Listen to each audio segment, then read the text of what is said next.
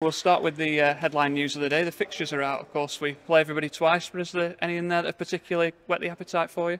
Yeah, I think there's lots of games in there that are great. Everyone looks at opening day, don't they? Of course, we've got, I can't say I don't go that far on my holidays because I did this year for a week, but it's a long way. But, we're looking forward to it. Exeter, very efficient side at the end of the season, one of the better teams in the league. Friend of mine, Gary's the manager, so it's a tough introduction. Then, of course, we've got Matty coming back with Bristol Rovers for the first league fixture at home, but there's lots stick out. When I play my own club, my old clubs, when I play, your Mansfield, your Peterborough United, your Stevenages, of course. Notice for me a fantastic Christmas period.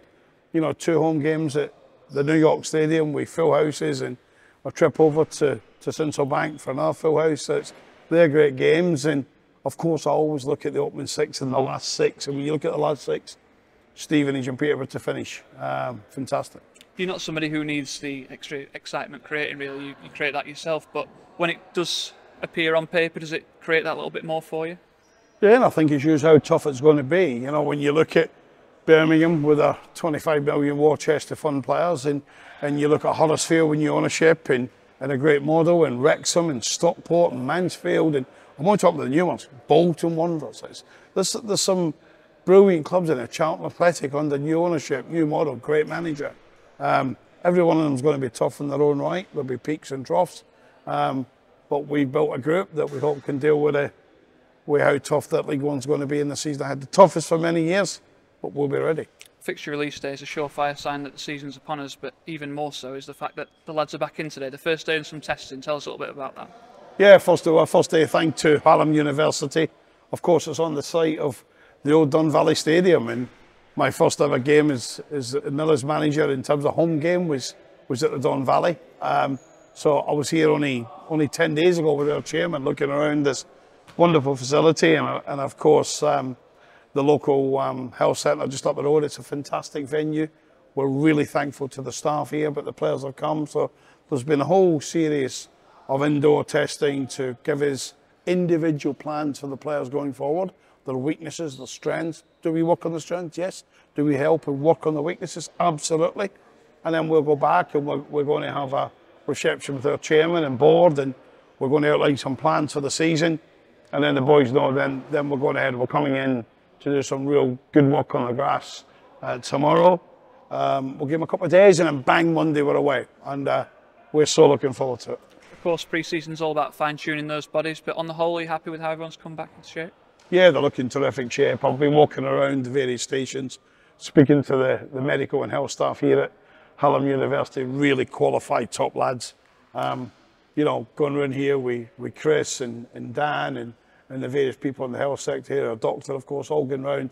They've come back in real good shape, and that's credit to them, because you don't have to have a choice. Come back in good shape and be a part of it is what I've outlined to every player. Come back in not so good shape and be out the thoughts straight away. So every one of them to man has come back in good shape. So we're pleased. The staff are all back in. Everyone's enthused about the new season.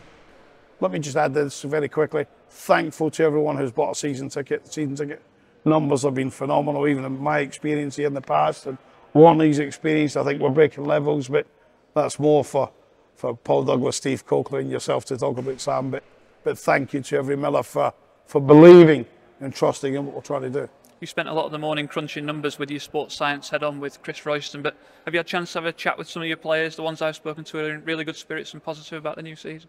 Yeah, I was here first thing.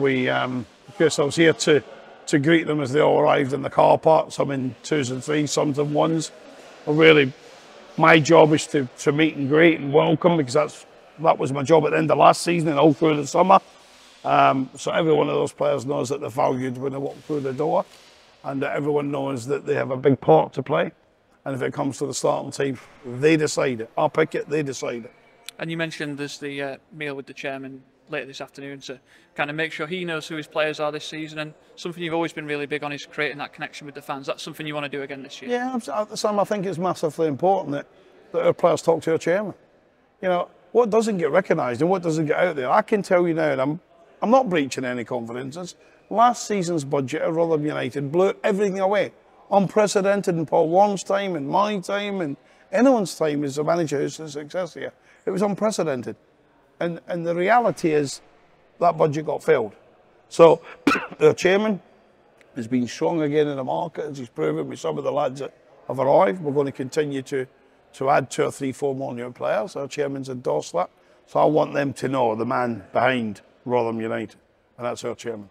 And the final one, you'd have been looking for players coming back in good shape, but Paul Rayner, how's he been over the summer? Well, we've called him One Day Rayner. He's been in 1 day since Cardiff.